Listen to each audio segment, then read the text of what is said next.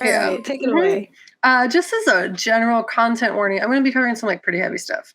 Specifically, I will be discussing eugenics, forced sterilization, racism, genocide, etc. Like I'm going to be covering some heavy stuff. So if you are sensitive to that, you do not want to hear about it right now, you have been warned and acknowledge that. And when or if you feel ready to approach those subjects, come join us here at the Ghouls Next Door in my section. So as Gabe got into a lot, there are many things that come to mind when thinking of The Handmaid's Tale, but a big thing that pops out is that it's in many ways become the face of white feminism. It presents a very specific view of oppression that doesn't necessarily ignore, but definitely glazes over BIPOC and LGBTQIA and differently abled human experiences entirely. We've actually covered the show version of this a few years back, and I think we did an okay job. We did it. I don't know if we did a bad job. I think we did an okay job. But as I said in our last episode, I think we've evolved a lot since then, and our view has been a little bit more honed. So there's like this kind of infatuation and fear surrounding The Handmaid's Tale that is often called upon by white feminists, and unfortunately is usually done in a thoughtless way, or just like a very self-serving way. But in this instance of what I'm going to say, this is very thoughtless. For example, Kylie Jenner had a Handmaid's Tale birthday party. Gabe sent me a picture of someone who had a Handmaid's Tale wedding. Literally had like everyone write of people on their little cards and stuff, and all the bridal party were handmaids. And I've noticed on Facebook and other social media platforms a flood of older white women who've made their or younger white women too, made their profile picture Handmaid's Tale robes, or have gone out into the world and gone to protests and other things wearing Handmaid's Tale robes. And it's not necessarily that like you shouldn't be scared of Handmaid's Tale world, but the reality is that that world already exists for people other than white women for a long time. And the doing of this, the dressing up and the kind of showmanship that they put around this, acts instead of like this like powerful symbol and more as just like another way to center themselves in a movement that impacts more than just them. Yeah. And I'm going to go into a lot of reasons the problems involving invoking The Handmaid's Tale specifically and only to understand what's happening now is that many are doing so are not reacting because it's fine, like it's been a problem. They're reacting because it's like it's finally possibly going to become a problem for white women. It's like starting to impact white women. So now everyone needs to be mad. We didn't need to be mad before because that didn't matter according to them. Yeah, like, hold on. Now is a bad thing. Now it's my problem. Yeah. So the bad was tolerable before it got to white women. It was fine before, according to them. So what they do is they raise The Handmaid's Tale up and are like, this is the tale that matters the most. This is the only feminist story that matters. None of the other things matter. And that's my main problem with it. It's just like what people do with it. And as Gabe kind of talked about, like, to be honest, the lack of representation in the Handmaid's Tale book is not surprising. In that one, Margaret Atwood is a cishet white woman. She only has that lens. She could have got other people to partake and used her privilege to uplift those voices, but we are where we are. It was 1985, and it is written. But it's also not surprising in that, like, the future that is proposed in The Handmaid's Tale is exactly what white cishet men would want. It's a future that they're so desperate to return to because it's something that they like did kind of already have before, and they're like real mad that it's not anymore. It's a future in which white women are forced to produce more white babies to uphold white supremacy. But this time with a twist of not explicitly naming white supremacy as the cause or like the history so much. As you said, it's like a little part of the book, chapter 14. They're like, it happened. They sent everybody away. We're not going to talk about the fact that like this entire thing is just drenched in white supremacy. Yeah, it's like hella racist. Yeah. So it ends up being a future that mimics yet minimizes the past historical context and abuse that has been done to BIPOC and LGBTQIA and differently abled humans. Well, the book acknowledges that anyone who doesn't fit this like cishet white mold would be murdered, enslaved, abused, just as they have been before. It doesn't impact that at all, and that's the problem. The show pretends that like it kind of doesn't exist, and that they whitewash everything, or they just colorblind it. They're like, it doesn't matter if you have different colors. So where The Handmaid's Tale compares to something like Parable is that, but also that it doesn't provide like any hope or important next steps either. There's no framework, suggestions on ways to prevent it, fight it. And you're given like a protagonist that actively doesn't fight it. If anything, like she stands in the way of other people fighting it and escapes literally just from passive existence. She's just waiting for someone else to save her. And even though the book and show like totally miss this entire point, it's not surprising, but that in erasing these stories, as Gabe said, by disregarding them entirely, they're playing into the hands of the oppressor. They're playing into white supremacy. They just become another pillar of that. So many people invoking The Handmaid's Tale today do so in the same way that the show has done, disregarding the BIPOC, LGBTQIA, and differently abled experiences in a quest to save themselves. They throw them in front of the zombies. So in an article titled "Why Comparing Roe v. Wade Overturned to Handmaid's Tale is Problematic" by Rita Maria Johnny, they speak to this further, saying Atwood's novel has been denounced as a white feminist dystopia, which erases the actual slavery and sexual violence endured by minorities and is only referred to in passing as exiled children of Ham. While some argue that this plotline is a depiction of white supremacy, the appropriation of Black women's slavery is still problematic. Women of color are lashing out at references to The Handmaid's Tale when their ancestors have lived through the same fiction, which has been dismissed and forgotten. The reproductive freedom of women, especially women of color, have been regulated throughout history. In fact, much of white reproductive autonomy has been maintained and built upon the commodification of BIPOC bodies with wombs capable of reproduction through medical exploitation and experimentation. According to a 2016 Huffington Post article, over 60,000 people in 32 U.S. states were sterilized for eugenics, a scientific racial improvement, in quotes, to breed more white people. Between 1997 and 2013, more than 1,400 women prisoners, primarily non-white, in California unknowingly underwent sterilizations, as per an expose by Erica Krone's documentary Belly of the Beast, which we've covered and Gabe mentioned above.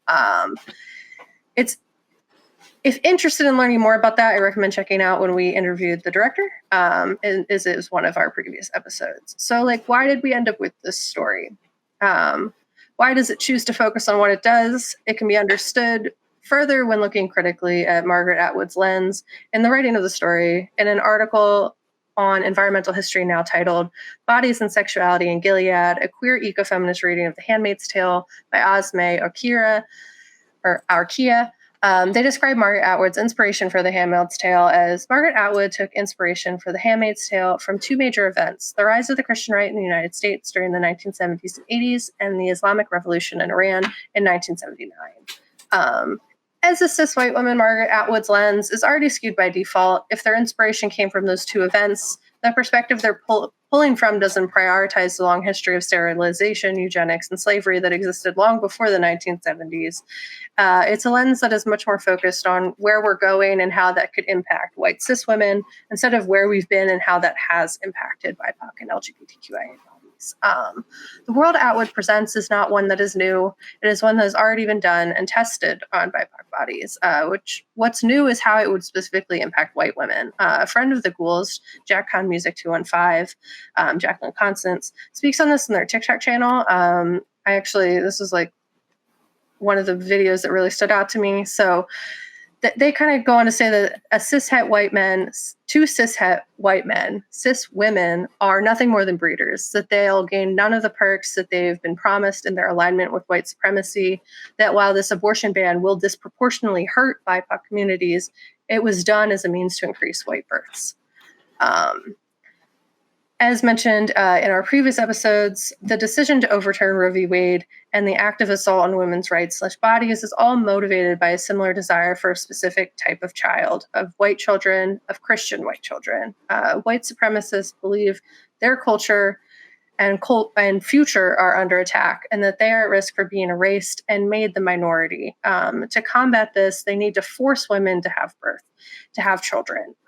This idea doesn't come from nowhere.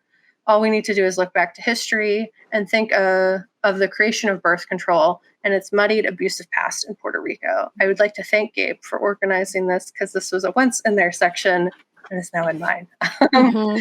In an article on Vice titled "The Racist and Sexist History of Keeping Birth Control Side Effects Secret" by Bethy Squires, they explain the decision by the creators of birth control to experiment on bodies they deemed expendable. The team began to have difficulty getting clinical trials off the ground in America, partially because contraception was still illegal in most states, and partially because of the high dropout rate of in their similar studies. So Pincus and Rock looked to Puerto Rico, where concerns about overpopulation, fueled in part by the eugenics movement, meant that there were no birth control restrictions and abortion was legal on the island. In fact, many Puerto Rican women were sterilized without their consent or knowledge in a procedure that was colloquially known as La Operación in 1950s and 60s. Pincus and Rock assumed that they would find a large, compliant population of test subjects. They believed that if poor, uneducated Puerto Rican could use the pill, anyone could.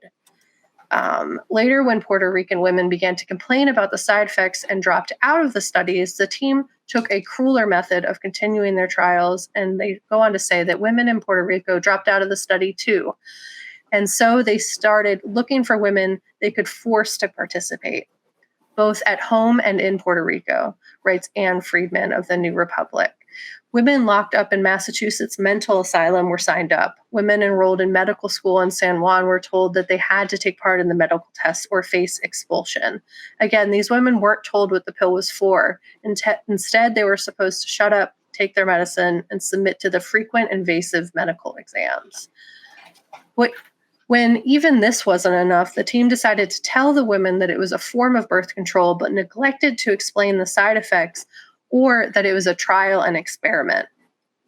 3 women died during the study and were never autopsied to see if their participation in the study led to their deaths. Dr. Rice Ray concluded that the pill, at least in the form and of dosage it was given to the Puerto Rican women, had too many side reactions to be generally acceptable. Alice Wilson, leader of the Women's Liberation Collective, later said that the experiments at the hearings, that it must be admitted that women make superb guinea pigs. They don't cost anything. They feed themselves. They clean their own cages, pay for their own bills. They ruminate the clinical observer. We will no longer tolerate intimidation by white-coated gods, antiseptically directing our lives. So the issues go beyond that of just gender.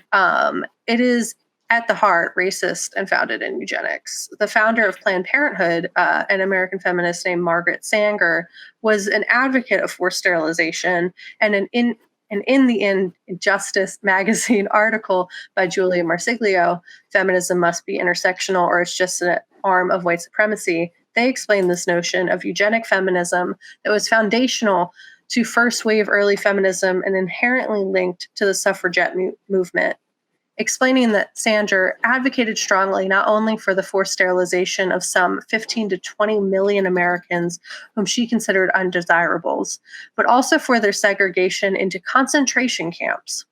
Her idea of undesirables expands to racialized Americans as well, as demonstrated by the quote from her private correspondence. "We don't want the word to get out that we want to exterminate the Black population, and that the minister is the man who can straighten out the idea if it ever occurs to any of their more rebellious members." It is also historically relevant that white women intentionally betrayed Black women in the suffragette movement in attaining the right to vote in 1920s. And there's just like a long historical precedent of white women being the worst. The result made it that many Black women were not allowed to vote until 1965, even though white women were afforded the right to vote in 1920. In the face of racist opposition, white suffragists betrayed the Black women who had also fought for the right to vote, says Elaine Weiss, author of The Women Hour, The Great Fight for the Vote. "We have to acknowledge," Weiss says, "that white suffragists used as one of their politically expedient arguments, there's more white women who will be voting than Black women. So don't worry, white supremacy is not going to be endangered. White feminism has a long historical precedent of aligning itself with white supremacy to elevate their own position. They have a long history of throwing people to the zombies. They have a long history of aligning themselves with white supremacy and the patriarchy with the hopes that they'll reap some of the benefits. The history just adds even more context to why white feminism being placed above intersectional feminism is so dangerous and is rooted very much in upholding white supremacy and racism. In the same Nerds of Color article that Gabe spoke to, Race, Intersectionality, and the End of the World, The Problem with the Handmaid's Tale, Gibney shares how these horrors in The Handmaid's Tale are very much already happening, just not to the people portrayed in the novel, at least not yet. As Goldswitch explains in The New Statesman, it is already happening. Today, there are parts of the world in which renting a womb of a poor woman is indeed 10 times cheaper than that in the US. The choice of a wealthy white couples is to implant embryos in the bodies of brown women is seen not as a colonialist exploitation, but as a neutral consumer choice. I can't help wondering why, if the fate of the fictional Offred is so horrifying to Western feminists today, the fate of real-life women in surrogacy hostels is causing so little outrage. And further than the discussion of race, there is a class issue as well, women of lower income families, and even now finding themselves faced with a similar choice to that of Offred's. I suppose the main argument of these feminists would be that real-life women choose to be surrogates, whereas Offred does not. But the distinction isn't so clear. But is the distinction so clear? If Offred refuses to work as a handmaid, she may be sent to the colonies where life expectancy is short.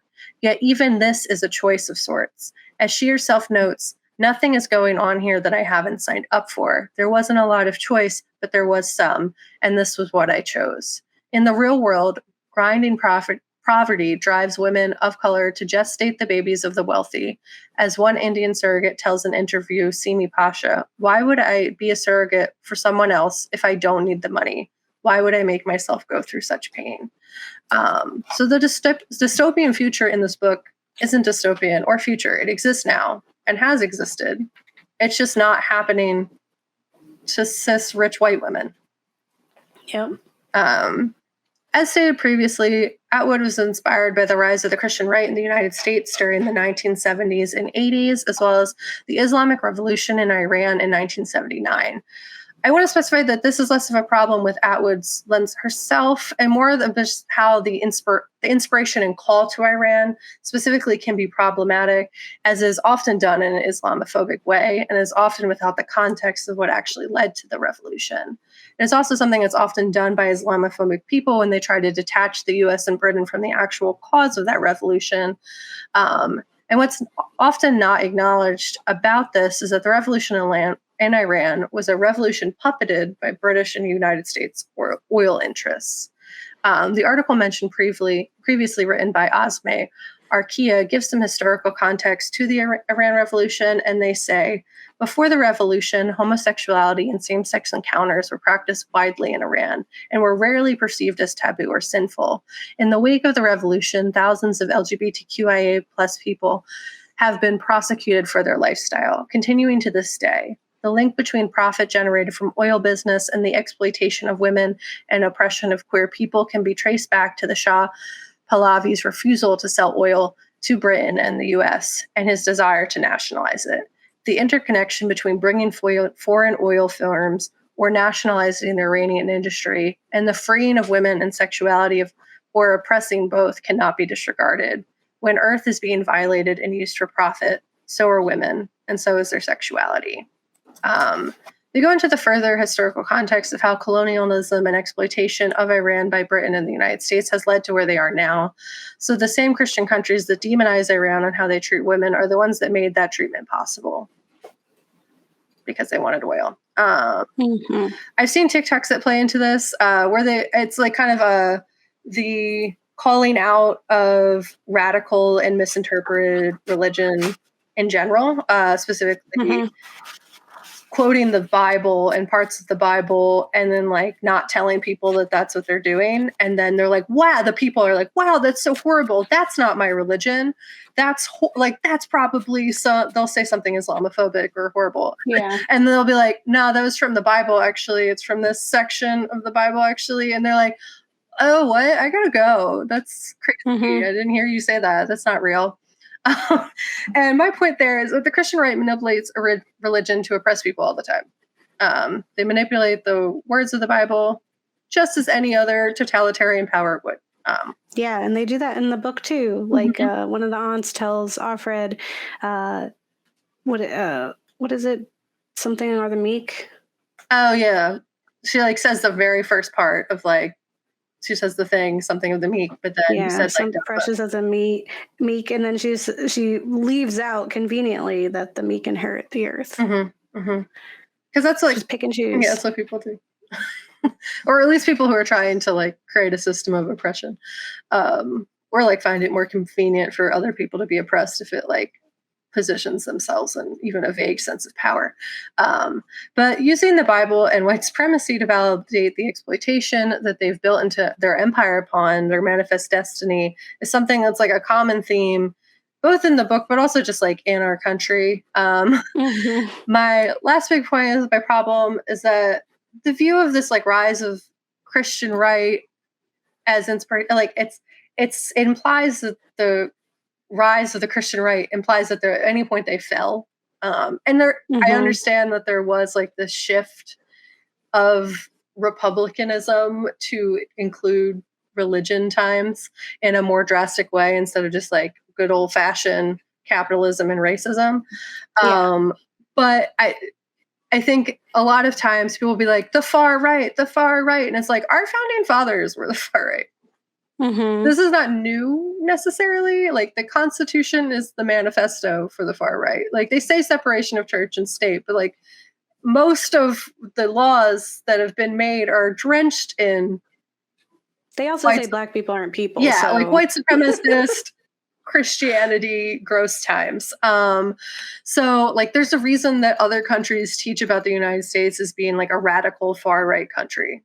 Like they say even our Democrats are like far right compared to like progressive countries. So the things that people are so scared of within Gilead, literally one already happened, already exists, currently exist. But they're also like funded and managed by our government and have been funded and managed by our government. So yeah, the perspective of the rising far right is multifaceted in that Republicans being religious was a 1970s thing. So I get like why she pulled from that. But where they used, as I said, the Bible instead of just good old-fashioned racism, capitalism as a reason to be awful. But the result of the shifting in public opinion also led to this, in that it was no longer cool to be racist and a bigot. It shifted to damning those things instead of like applauding them. And now they just applaud them behind closed doors.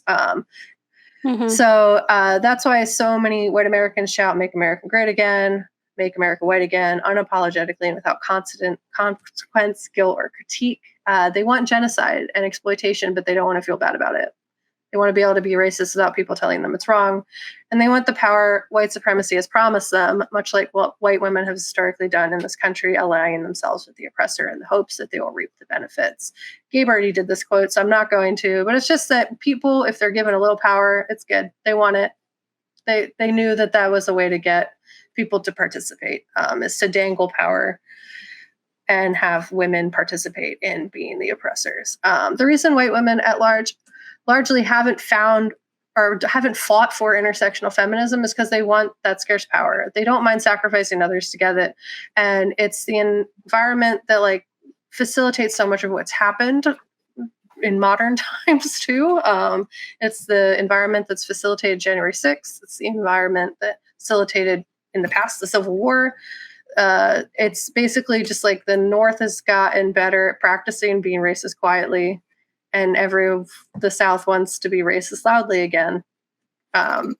So we're in this environment that allows for the parable of a sower of America, that allows for a Gilead America. In a lot of ways, we're already there, have been there, and people want it back. So just as a fun additional context, Gabe kind of touched on this, but That's largely what led to the rise of Nazi Germany. In World War I, many Germans needed to be proud of being German again. They were willing to sacrifice the Jewish people to achieve that end. And it was the desire to feel German nationalism again after great economic disenfranchisement by foreign powers, as well as a period of social reform and progressivism. So in Nazi Germany, women were starting to get rights. They were getting to go to college. They're all this progressive stuff was happening, which forced a lot of people to do unwanted self-reflection and experience shame. And that largely facilitated everyone kind of just being it's okay. We just want to feel good about being German again. So they're fat totalitarian genocide is fine. Not everyone, obviously, but enough people that happened. And Gabe already said that Nazi Germany based their concentration camps and own eugenics on the United States eugenics and sterilization work, as well as American slavery, in the bulk of their policy creation for Nazi Germany. So to close out, I'll once again quote the article by Asme Arakia that outlines Gilead, just kind of gives you a one little quick run over of what Gilead was, and is there really a differentiation much from what we see today. So one pillar of Gilead was the push of an extreme binary gender roles and compulsory heterosexuality. People are separated based on their genitals. So that's the pillar. Does our country do that? Yes. Our country already does this. Our medical system, legislation, schooling system, social structures, bathrooms, all do this. We have gender reveal parties, gendered clothing, gendered toys, gendered bathrooms from the moment of conception. Room full of adults are obsessed with the genitals of babies, obsessed with the genitals of other adults, obsessed with sexuality. As a reminder, gay marriage was not federally legal until June 26, 2015. Same-sex sexual activity wasn't legal nationwide until 2003. There are bills every day attacking trans Americans. We're already there. We're already very obsessed with the gender binary and compulsory heterosexuality. Another pillar of Gilead was the commodification of bodies with wombs capable of reproduction, which we also already do, either by removing the capacity for reproduction of BIPOC, LGBTQIA, and differently abled humans, or by forcing reproduction on white humans, or by economically forcing reproduction on women across the world for white women gain and rich people gain. As I said, or creating economic systems that force the necessity for BIPOC surrogacy. The commodification of bodies with wombs capable of reproduction is something that the government continues to do in the legislation they push, in the violence they profit from, etc.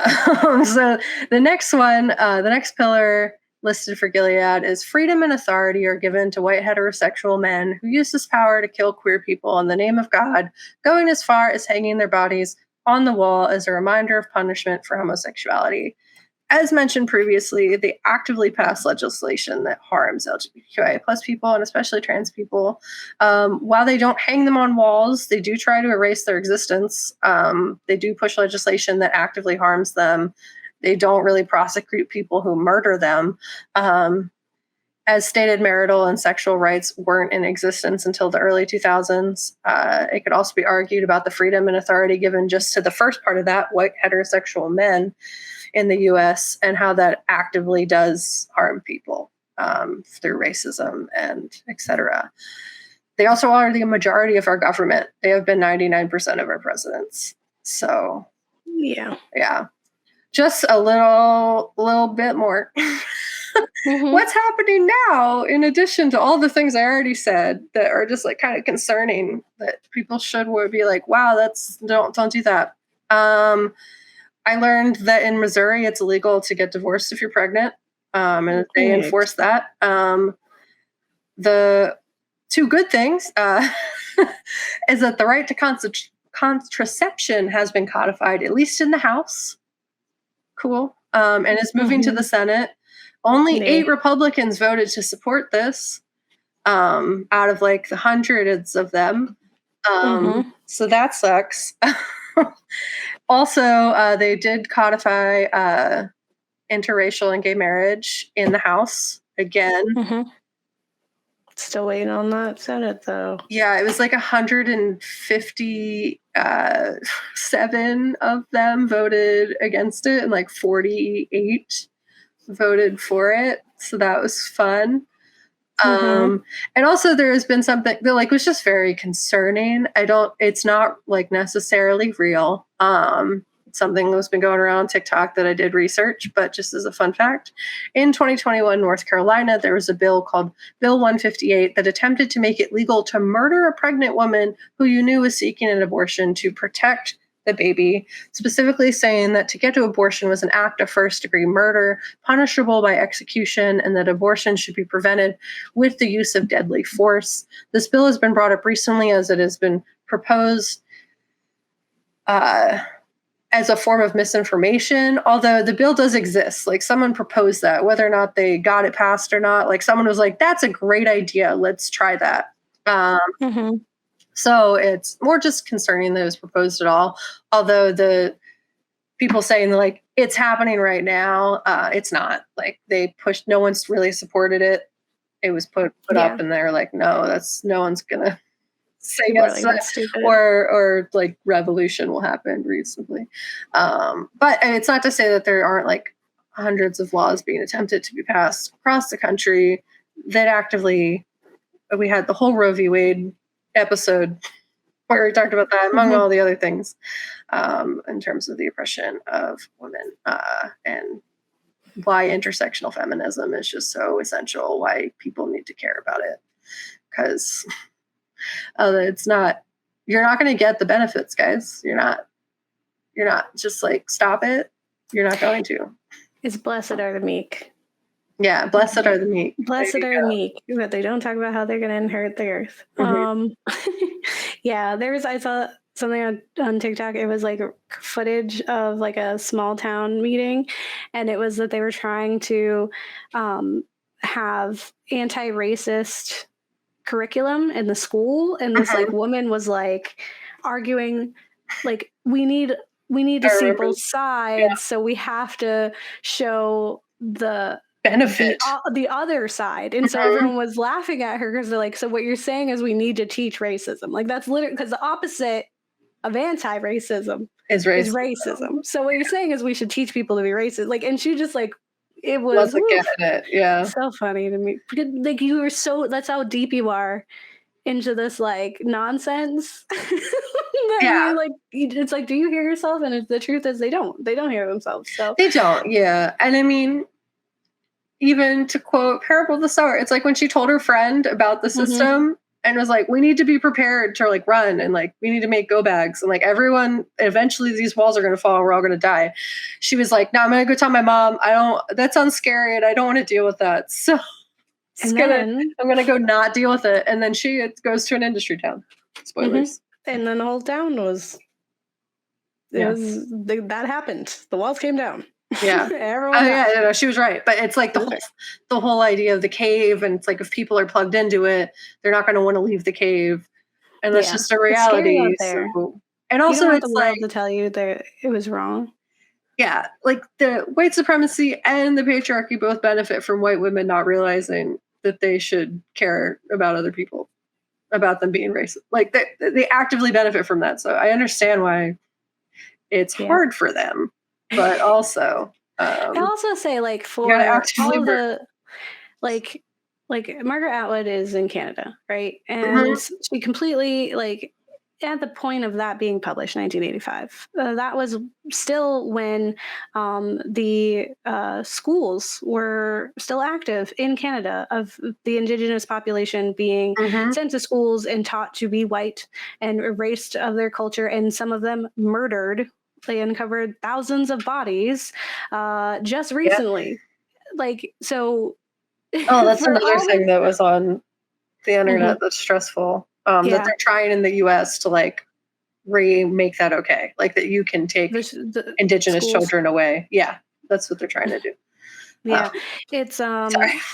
Yeah, you can watch our episode about the schools. It's in the Rhymes for Young Ghouls episode by Jeff Barnaby.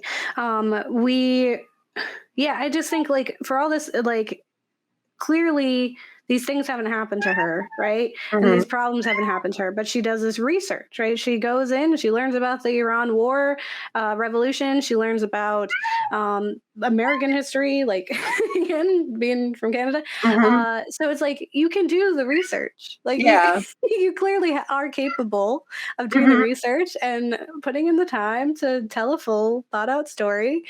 Do that. And like understand like the world that you're creating is bigger than you think it is. Like you have to really consider everything, all part of it. Like I was just thinking that. I was like, I was writing a book that was heavily inspired by Handmaid's Tale and When She Woke and like a bunch of other books of similar vein that was feminist in nature. And one of the biggest critiques that I got when I first started was that it was really small. Like I had essentially I had to invent a whole world for this situation to have existed, and I was neglecting that. And that's what really like stopped me from writing it too, was because I was like, I don't know if I can think of this. Like I have to do a lot more work. I have to do a lot more research. So I was like, so I'm not going to do that right now. And so the fact that she, who has all this research, has all this ability, can't do that, you know? Yeah. I'm sorry. So just stop and ask, you know? No, it's so real though. Like, and if you don't know, ask somebody. But I also, maybe she did that in the new one. Maybe she did it. You know, my main problem is that just like people are like, this is the only one. This little tiny view is the only view that matters. Yeah, like that's not. If anything, that's going to take us so much longer to fix anything because y'all think it's the only view that matters.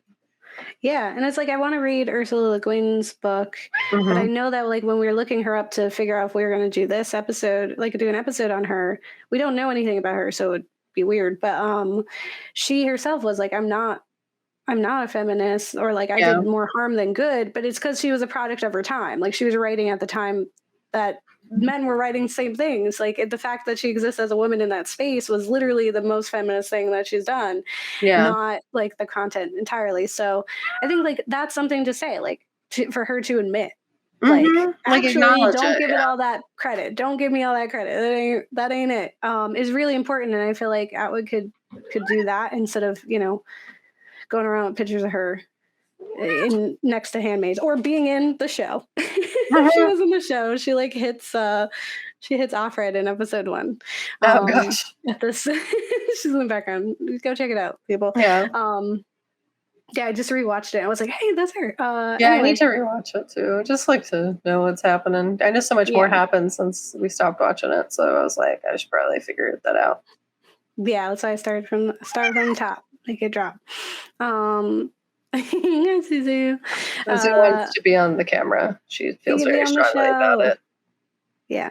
Well, I hope you enjoyed our episode. I hope you understand the importance. Also, that again, like I enjoyed the book. I enjoy Atwood. I enjoyed the book, but I was also like, ugh, at the end, I don't know. I was just like, what do I do now? Like, I just felt sad, and I get that because, as you said, like that's usually how historical things they're found, and they're just interpreted without actually being able to talk to the person. So it's like, also I get it, but I like the book.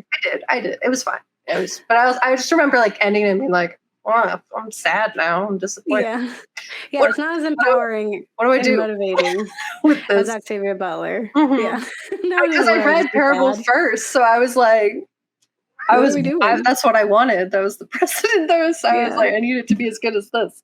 Like, I just want to be. You don't want to be sad so bad. Just like ask somebody else. Someone else about the world. You'll get real sad. Watch an episode of ours. Anyway, I hope you enjoy it. Next week we're going to be talking about N.K. Jemisin, so that'll be really fun. And her work is also emotional. It's also real tough. Oh my god. We do all this stuff. We do feel very strongly that you should probably read the books that we cover in the series, but also we do it for you. In a way. Yeah. You know? That's why this episode's almost an hour and a half, because we did it for you. Yeah. Also read. It's good for you probably if you can, you know. Yeah, and remember to like and subscribe. Let us know your feelings on Handmaid's Tale. Like, don't get all butthurt about it. Yeah. Trust And me, you don't have to come to bat for Atwood. She can do that herself. yeah, You do not yeah. have to save her. And I'm not crapping on her. I just recognize her lens is different. Yeah, it is, and it is. She It's did insular. an okay job for 1985. She told the story she was telling. That's Yeah. it. And she didn't try to say somebody else's story. And I'm I not think saying I that's hate great. her. You know? She's fine. Yeah. But let us know if you have any suggestions for things that we can read in the Yeah. future. Because Kat likes books now. I do. I I'm love reading books. I just finished a book today. I read Yeah. a bunch of books all day, all the time. It's my favorite thing. And then yeah. And then we'll be moving on to something else at some point. But yeah, don't get married. Well, eat your kids. Or Yeah, they'll let's take steal them. them. Yeah. They'll take them. Make them. Mhm. They're actively doing that right now. Yeah. You see, Charlie, you need to go. You can't be here. She says, I think I can. Okay.